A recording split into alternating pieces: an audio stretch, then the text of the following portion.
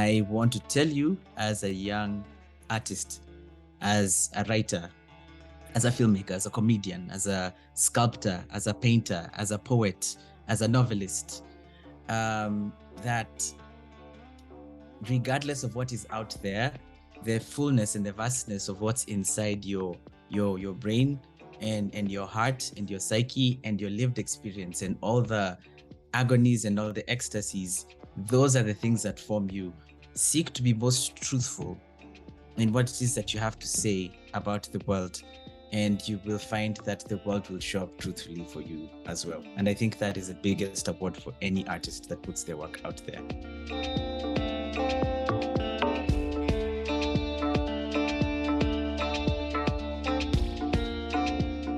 So Mugambi, welcome to Salam and Hello. I'm so glad that you're here today. Thank you. I'm really glad to be having a conversation with you again. Those are always fun. Yeah, good. I'm glad you feel that way because I have a feeling I'm going to be asking you again and again. All right, Mugambi, let's talk the movies. Let's talk movies. Okay, let's start with something easy. What was your favorite movie this year? Oh, that is not an easy question to answer. I mean, I really loved, I think everyone, I mean, the world's favorite right now is Everything Everywhere All at Once. I think that was a beautiful, just a triumphant, transcendent film. I've watched it only once. I'm really saving, I now want to watch it like 3 or 4 more times. So I'm really saving it for when I'm fully there, fully present, because it's not the kind of film that you watch casually. Not at all. I thought it was beautiful. That's interesting. You know, it's one of those films where I had heard people saying it was really beautiful. So then I was like, okay, I better watch this thing. I watched it. I was pretty confused. Like at first I was drawn in. I loved the story, the family unit and all that.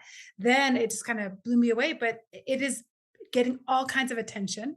Last night at the Academy Award and nominations, I think it picked up the most ever for an Asian kind of centered film. Really the first time ever. In fact, what I found was fascinating that the woman who plays the lead actress, whose name I apologize, I did not write down. Michelle Yeoh. Michelle Yeoh, she is the first woman of Asian descent to be nominated in that category who was like forward facing Asian in the sense that the last woman I think was in 1953, but was not identifying as Asian at the time. She was white passing. So I thought that was pretty historic that this woman is being recognized for her very long career. Michelle Yeoh has been in many, many films. She has. Long overdue to be recognized. That was your favorite big blockbuster film. Tell us, Mugambi, maybe films that lesser known, any smaller films, indie films that you think that we should have known that may have come across your radar that you think should have gotten a bit more attention this year? Oh man, now you ask me that question and I go blank. I really should have thought about that before this one. I'll admit though, I've been going back to some of the and I think I've been doing this since the pandemic started. I haven't been rushing in as quickly to watch the new ones that come through. I'm really saving those just before the awards, so that I can talk about and really know what the full scope of films was like. So there's one film that I've been going back to over and over again, and that is Parasite. Parasite is like a comfort watch for me. I know it came out in 2019, won Best Picture in 2020, also broke history, made history in that one because it was the first all, foreign language film that won Best Picture.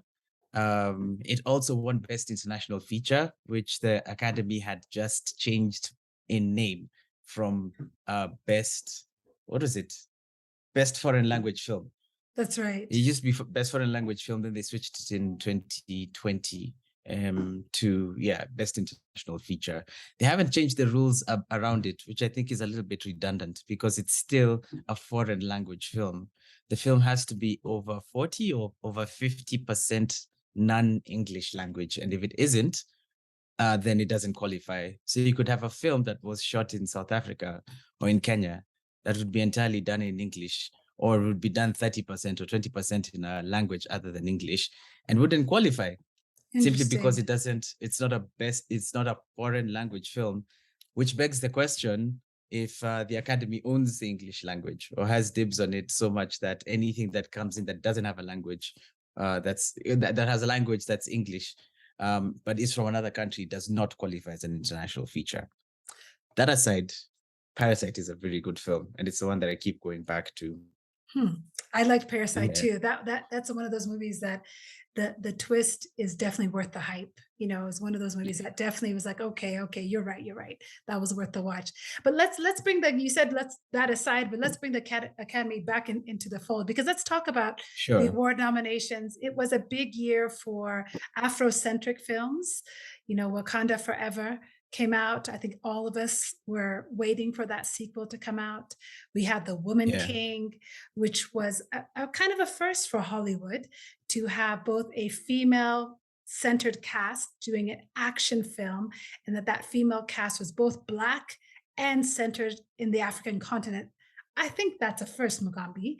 I can't think of another film that was quite like The yeah, Woman King and a blockbuster level. So let's talk about the Academy Awards. So the nominations came out yesterday.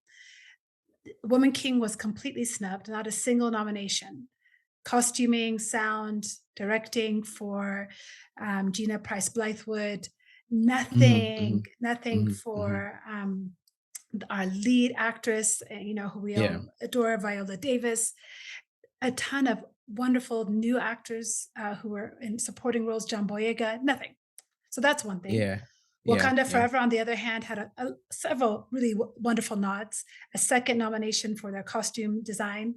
I think a wonderful nomination for Thames and Rihanna for original yeah. song. Thames is first Nigerian to ever be nominated for an Academy Award in that category.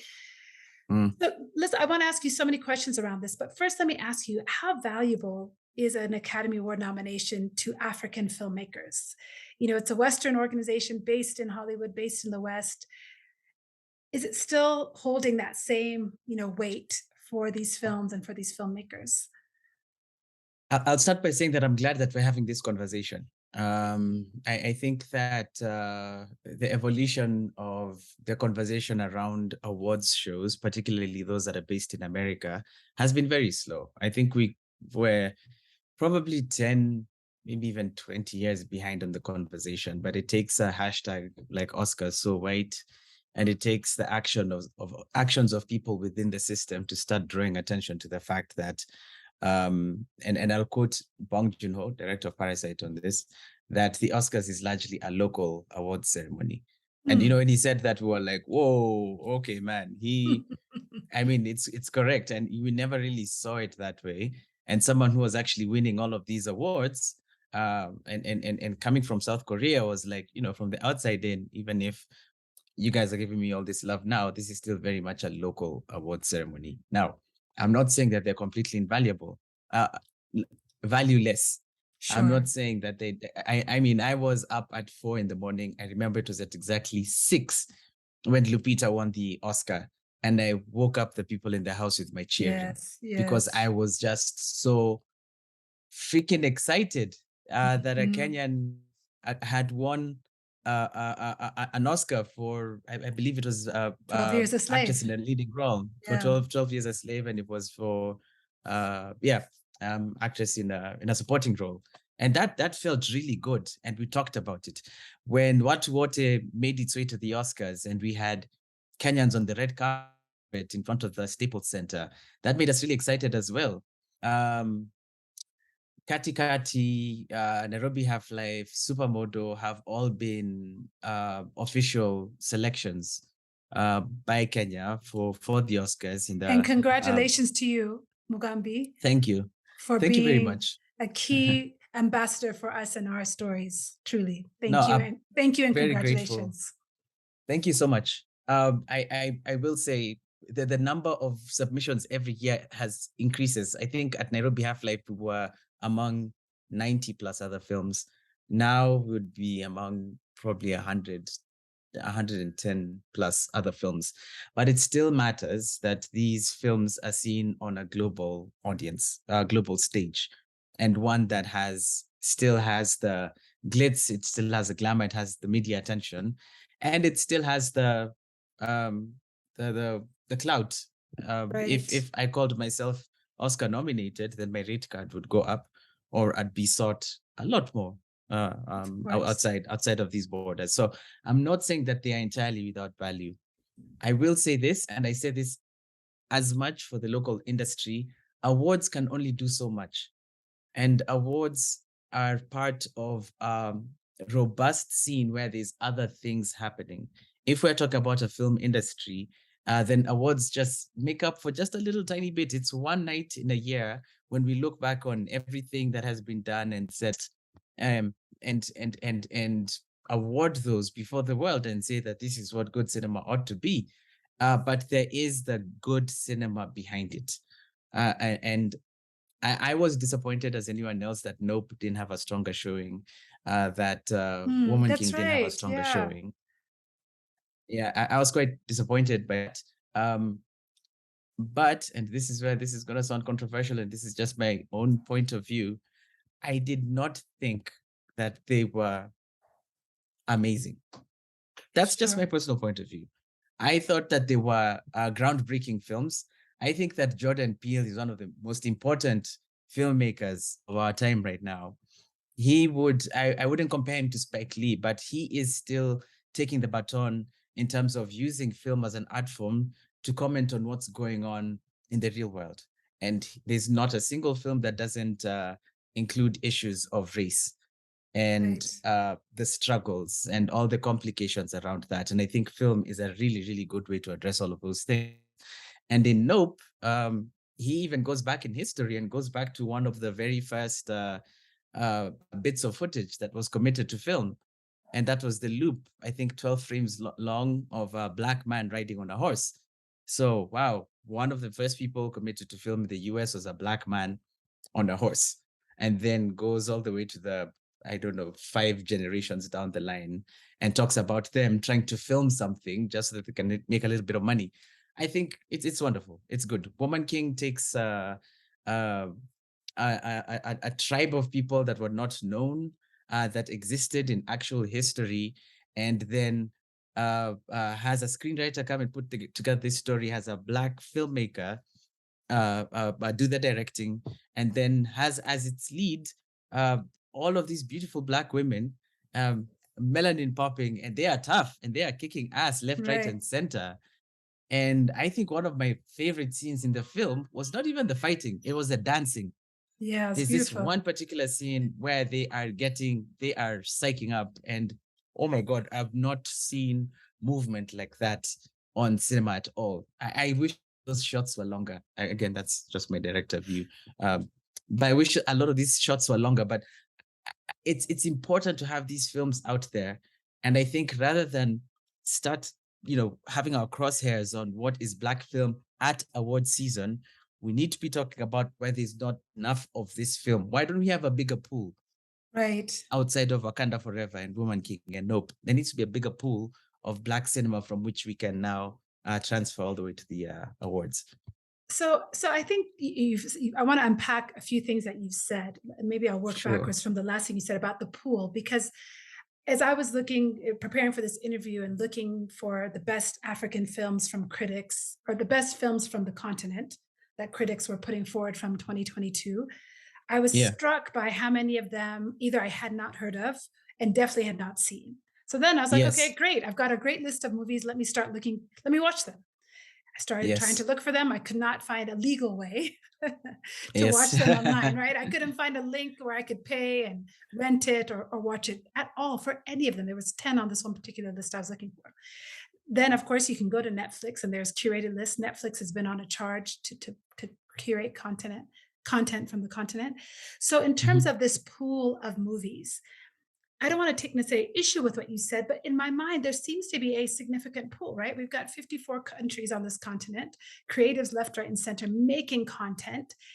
Maybe it's that the pool is the stream is narrow to Hollywood, but that the pool actually here is quite large, and so it's maybe what those nominations, if I hear you what you were saying earlier in terms of what it gives in terms of clout, that clout I imagine can translate into funding, can translate Mm. into better distribution for your next project or even some of your old projects.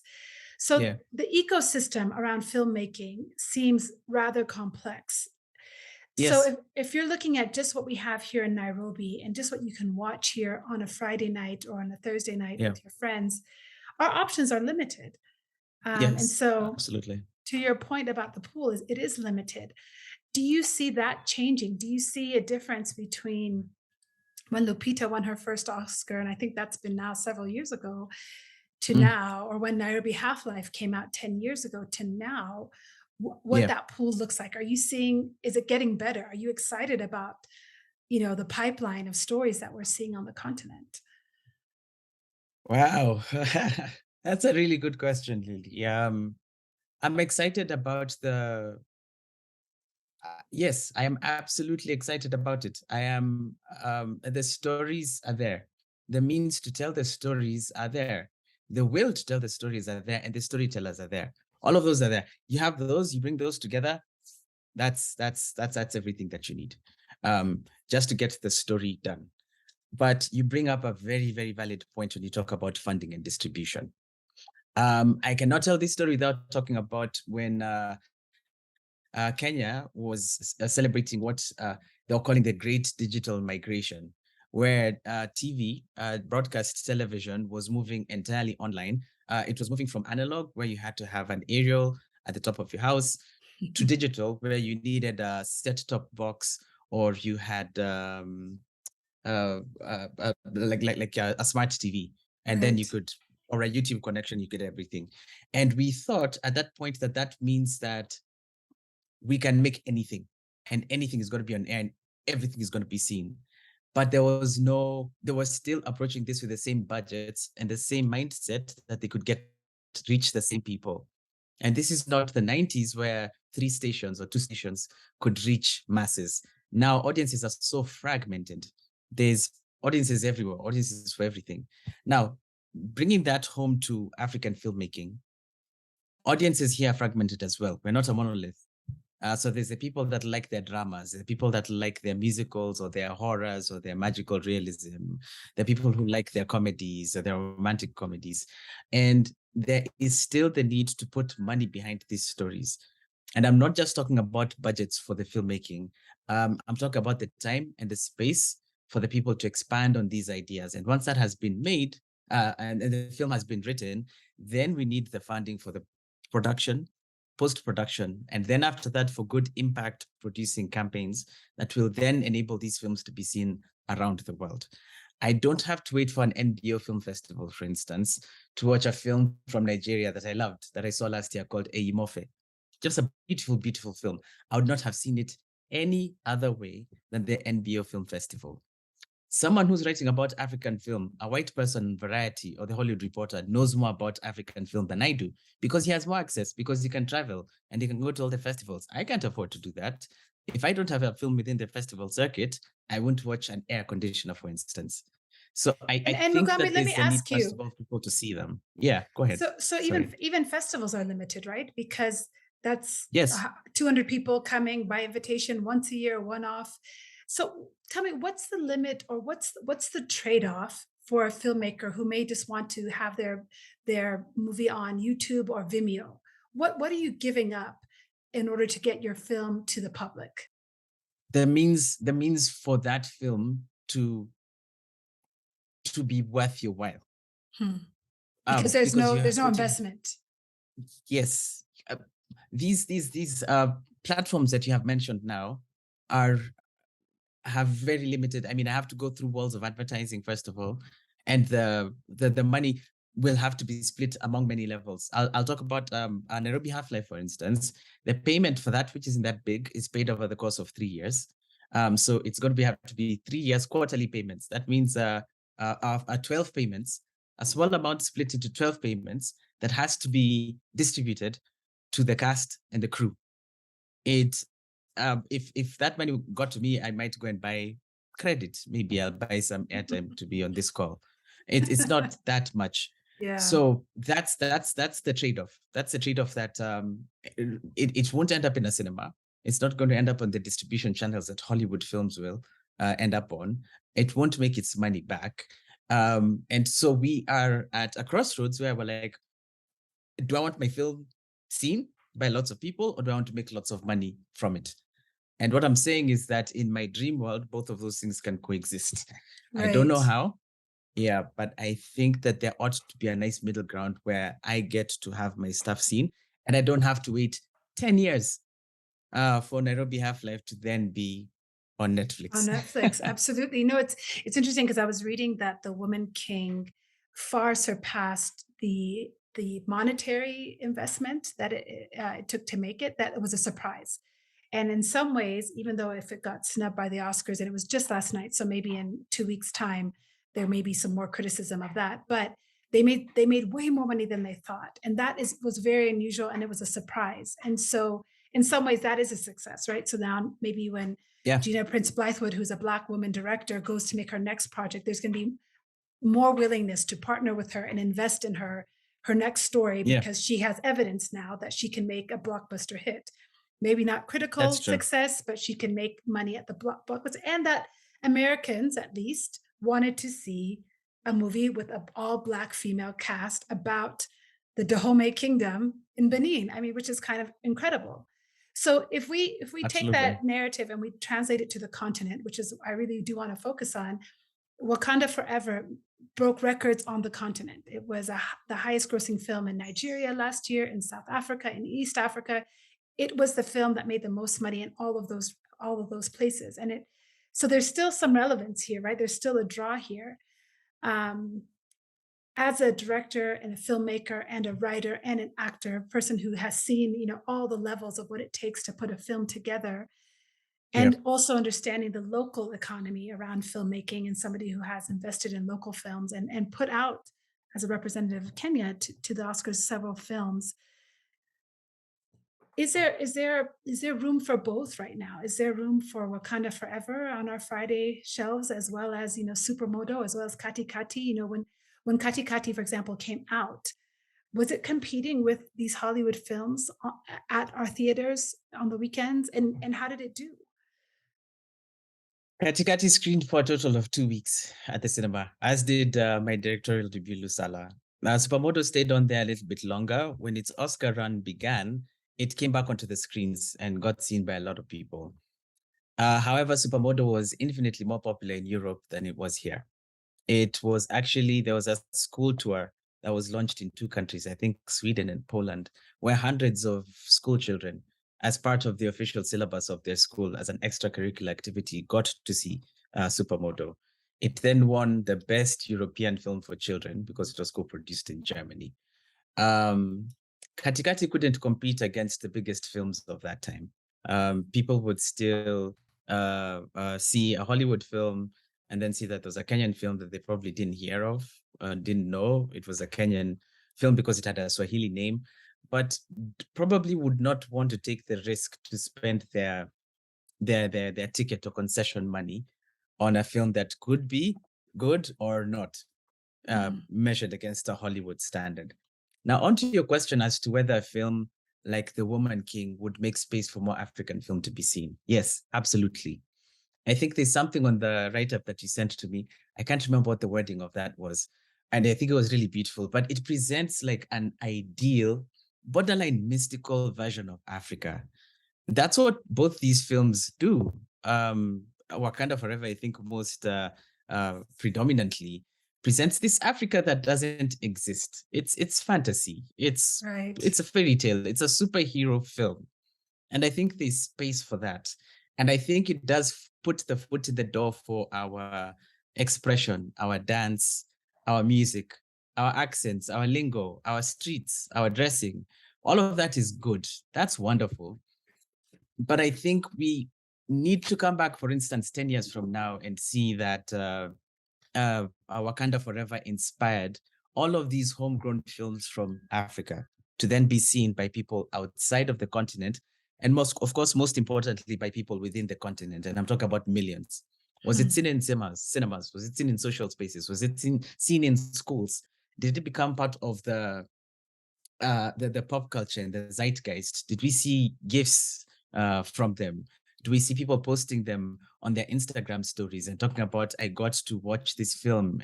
Are there people who are writing essays and very critically thought and very thoughtful and mindful critiques and essays about it? That is what ought to be happening. I'm not saying that it's not happening now. It's just not at the scale that we should. And I don't think, honestly, that Hollywood is it when it comes to the African stories. There's still going to be a foreign gaze. I think they're doing really well, but I think there needs to be modern day stories here that are on the ground. Yeah, you said something really interesting. I think that translation of an indicator of success being, are you a GIF?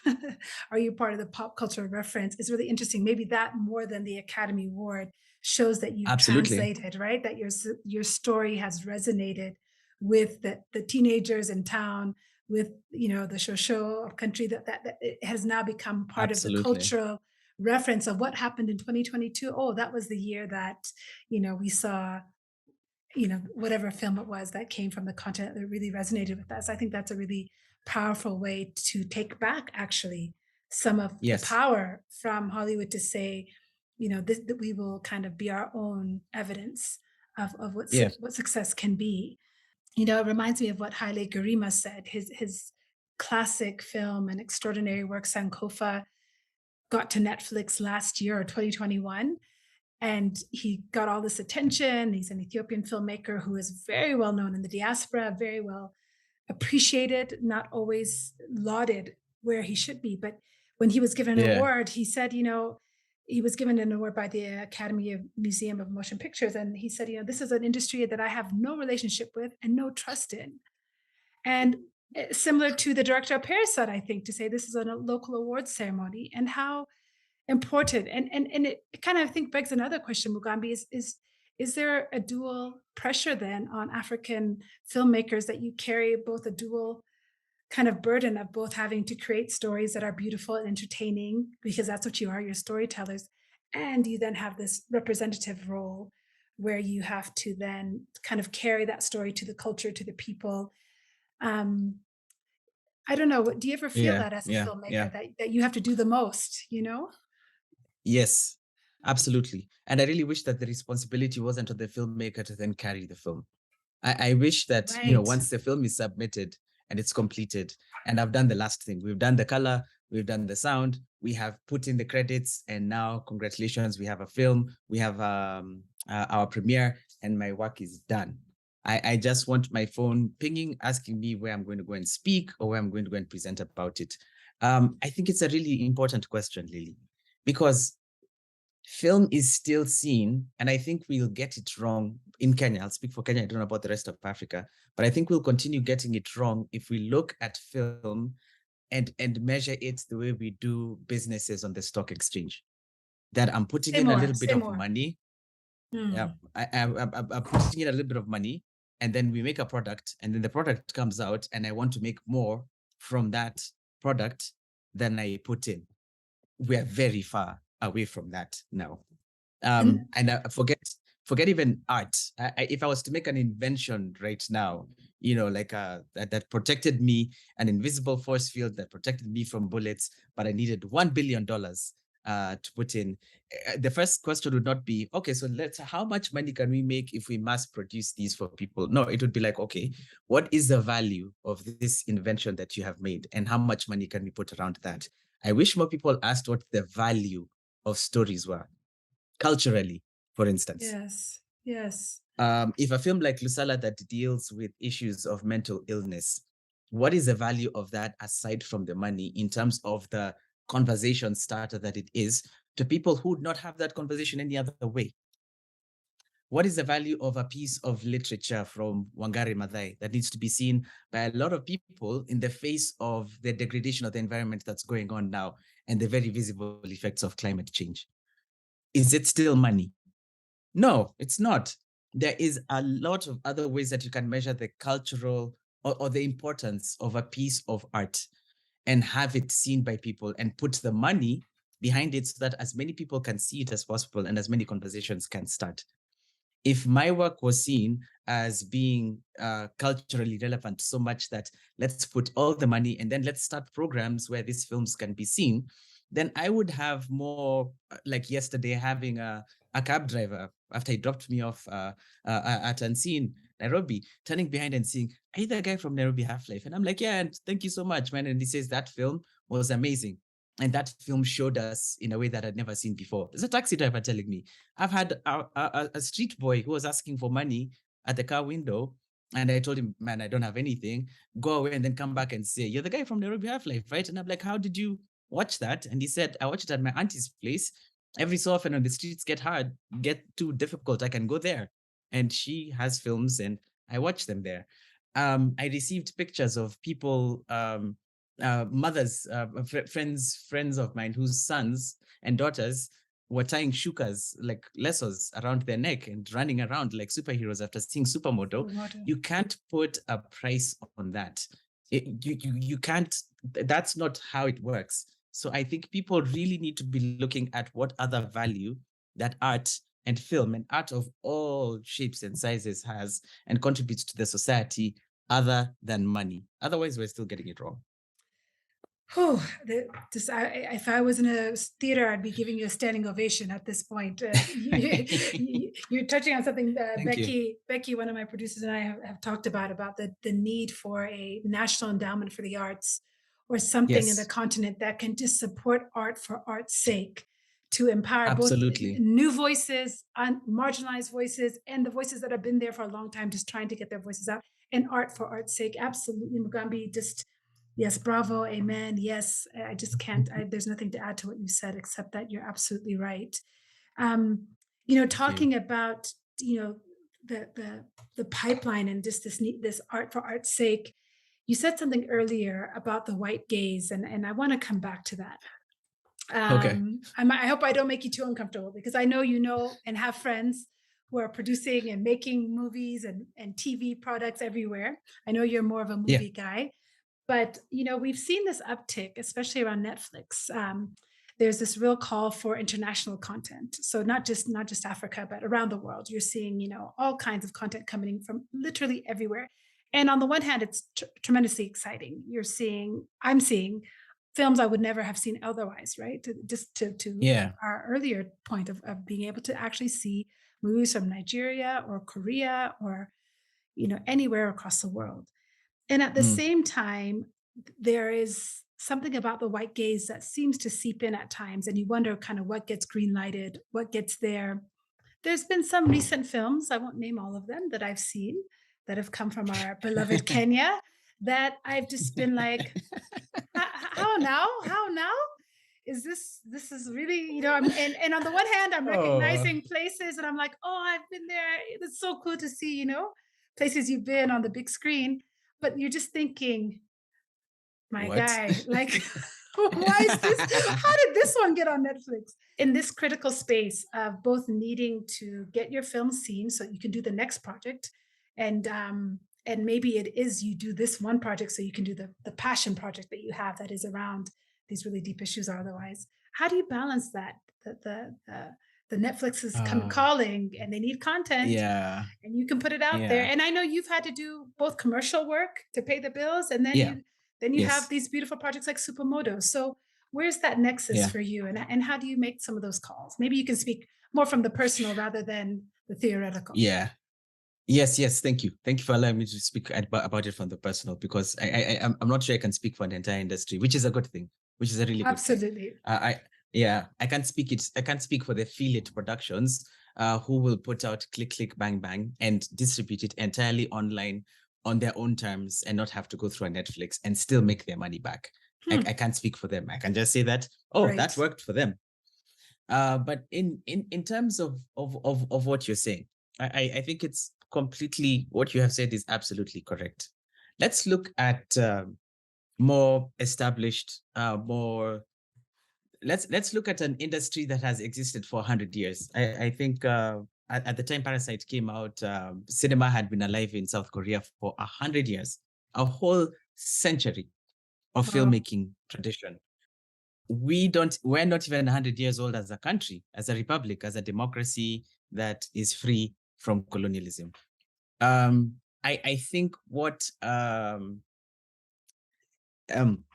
me to use a Sheng phrase here. I think we'll have omokad, we'll have really reached our full our potential as a film industry if all bits of work are welcome.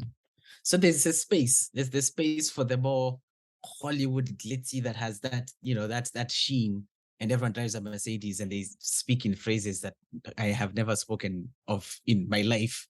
And they're dealing with problems that, like, I have no idea what that feels like. And then there's this space for a small independent film, like one called Juakali that premiered at Yes. IFFR last year, that followed a domestic worker as she worked in various homes around Nairobi. There is a space for both of those to exist. And I think they already exist.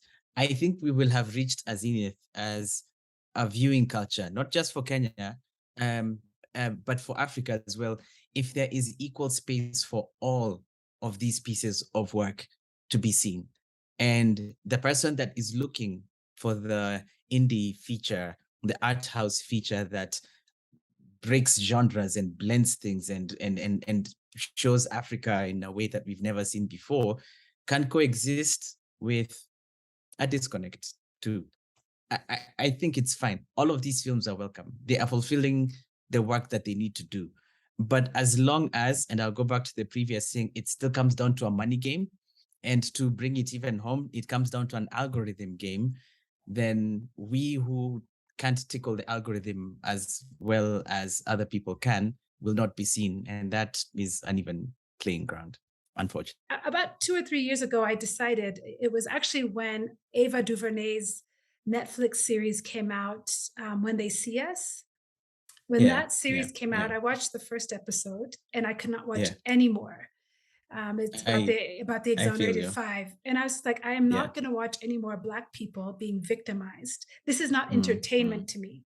I watch mm, movies. I go to the movies to be lifted, to be entertained, to be challenged, to be engaged, to be made to think. But I am tired of seeing us as Black people victimized. And I remember Lupita got a lot of criticism as well, right? Even though she won the Oscar, that it was for a role in which she was brutalized. Denzel mm, mm, Washington, mm, similarly, when he won his first Oscar, it was for a role in mm. which he played a very seedy, rough character, but he was snubbed when he played Malcolm X, which was an Right. extraordinary performance. I mean, Mugambi. Absolutely. It's one of my favorites. What I mean, just for the till the end of time will be just one of the Yeah. most Yeah. brilliant performances to ever grace the stage. And the Academy, I don't think was ready for Malcolm X or his performance at that time. Mm, So when they were mm, mm, ready, they gave him the mhm, nomination. And so mhm, I don't mhm, really have a mhm. question in here for you. I'm just Yeah. commiserating Yeah. with you over this idea of the complexity and the diversity of where we find ourselves. It's Mm, you can't win at sometimes with us. And this is where we were saying a moment ago. Black filmmakers, African filmmakers often have so much responsibility on their shoulders, and at the end of the yeah. day, they should just be allowed to be a storyteller. Absolutely. And just do their work. Absolutely. Yeah. And I do Yeah. think people like I agree with you. Jordan Peele seems to be one of those artists who maybe because he's in a genre of like horror slash comedy, which is an interesting genre, he seems to be able Yeah. to do it in a way that finds levity in it. I don't know. He's an interesting guy. Absolutely. And if I talk about Jordan Peele, let's also look at the work that he did on Key and Peele. Yes, yes. Can Always you imagine this controversial. one? Yeah, Yes, but always thought provoking. It made you laugh, but it made you think. And this absolutely. one person is able to exist as this sketch comedy artist, and also this very groundbreaking filmmaker who's able to take these genres and bend them this way and that. That's it. That's right. Right. That's Brilliant. us making it. Yes, That's us yes, it making it. He's is. big on Yes, it he's is. big on YouTube. Big on YouTube, and he has hundreds of millions of views on YouTube for people that might never go into a cinema to watch Nope. And then there's Absolutely. people who will watch Nope who don't really care much for two church women cussing out Satan in all of these bombastic terms on YouTube. Right. And that's it right there. The diversity from one end to another, all of this work matters. I think when we talk about Black work, we talk about Black Lives Matter. I think that's a very, very important conversation. Let's talk about all the other things that are Black that matter. Black Mhm. expression matters in all its various shades and all its various colors. And there needs to be the space, the headspace. Before we start putting in funding, before we start putting in distribution channels that put African work front and center from all over the continent, it's going to take so many barriers being broken in our minds first. And not just for the people making the decisions, even for the people who are viewing the work. It's going to take barriers for the cinema people here to start saying, you know what, Kati didn't do too well in its 2 weeks. Let's give it 6 weeks, just so that it can gain that resonance, Absolutely. because it doesn't have the capacity to be a Marvel movie in terms of the marketing. So why don't we give it time for people to come in and see what it's about, and then have the conversation outside of just putting bums on seats? What about, this is an important piece of work that needs to be seen by more people. Let's run the trailers a little bit more. Let's get outside of the way that we think film needs to be distributed. Let's get outside what the profit making model for film ought to be, and then have it be about the important work of representation. That's where the big work is. Film is just a vehicle for representation. Film is just forming the basis for this conversation that we're having now. But the Absolutely. bigger thing here is representation, and what or whose story or work or presence matters most. Absolutely. You know, there was, Yeah. and I work a little bit with journalists as well, and it's amazing how journalism as a field has catapulted policy and government to be changed. It can catapult movements. You know, a Yes. headline can completely upend, right? It can create a political movement, and film has that same power. You know, it has the power to catapult conversations. It looks different. It's going to feel different, but making people think, making people feel represented, making people feel seen. I mean, all of these things. I think as a young child growing up in the diaspora, I'm looking right now actually at my movie collection. We have every single film put out about Ethiopia, whether it's a documentary or Ah, Gebre Meden's Haile Gebrselassie film about his running. We have every film right. put out by an Ethiopian because it was like it was us on a screen. So my parents moved heaven and earth to find it, you know. And at that time, you had to like mail order it. You had to like write a letter, send a paper check in the mail to whatever the distributor was, wherever they were in Europe or wherever to find the film. But we were like, wherever we are, we're going to own it because it really was important. It's really powerful. And so you're absolutely That's right. beautiful. And I hope in our lifetime we will see our children being able to quickly and easily access. And I think we're seeing that. I think we're seeing the trend moving towards that. And as we wrap this up, Mugambi, a question I did Beautiful. not prep you for, but I would love to hear from you is what advice are you giving young storytellers and directors and writers who are coming up in this space? How are you advising them as they start to navigate this space? Whoa. You have found me at an interesting place with that question, because I've really gone back to scratch, just back to the beginning, almost erasing everything that's happened before. It's good. I'm really glad about the success so far, but I feel like I'm back at the beginning, like, Mm, just a novice filmmaker all over again, which isn't entirely a bad thing. And I guess I'll only speak from that truthful position. I'll speak to the young people from what's in front of my face right now. Uh, each film has a shelf life of 1 year, one good year. It'll come out, it'll get seen probably at home, and then it'll play, if it's lucky, the festival route, and get seen by, if it's lucky, a few 100,000 people, and then it might get consigned to a streaming service where it becomes a fish in an ocean of many, many other fish. And that's the truth. That's the truth of it. yeah. In 2020, we were all sitting at home wondering, what is the work for if one global pandemic can mean that I'm not going to work again, and it doesn't look like I'll be getting work again for several days or weeks or months or even years, because we didn't know where it was going from that point on. The reality of being a filmmaker or being an artist is that you have to go back to start. And the conversations about your work are never going to be held in a space where it's just about the work. It's going to be about the money. It's going to be about the politics. It's going to be about what's going on outside of the cinema hall as your film is being screened.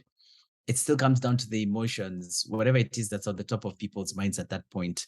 Art is an extremely subjective medium for which, if you're not careful, you might get caught up in those waves and you might think that the waves are what is important. I want to tell you, as a young artist, as a writer, as a filmmaker, as a comedian, as a sculptor, as a painter, as a poet, as a novelist, that regardless of what is out there, the fullness and the vastness of what's inside your brain and your heart and your psyche and your lived experience and all the agonies and all the ecstasies, those are the things that form you. Seek to be most truthful in what it is that you have to say about the world, and you will find that the world will show up truthfully for you as well. And I think that is the biggest award for any artist that puts their work out there. Mm. I'm going to take that to heart myself. Thank you for that, Mugambi. Thank you for that. You're welcome. I'm saying that to myself as much as to anyone else. Isn't that the truth? You have to encourage yourself in the Lord, as the scripture says. Encourage yourself every day. So before I Absolutely. close, I always ask my guests 2 questions just because I'm curious like that. So my first spontaneous question as I close is what's your favorite drink, Mugambi? What's my favorite drink at the moment? Well, coffee. Coffee is still my out and out favorite. Should I I have ask you that what with me kind of all the time. coffee? Should I ask what kind? Because there's Uh, Ethiopian, there's Kenyan, there's Tanzanian, there's so Rwandan. so so this it's actually a mix of Ethiopian and Kenyan. I took Okay, 2 a packets. blend. Yeah, it's a Yeah. blend, but I blended them myself because the Ethiopian it still kicks my taste buds in the butt like like I'm still, it's still a little bit a lot, Like we do so I on the have to sort marathon. of, yeah. Yes, it's last to take it. I have to take it down a bit. So that's what I'm drinking now. But as Okay. far as cocktails go, I love a Negroni.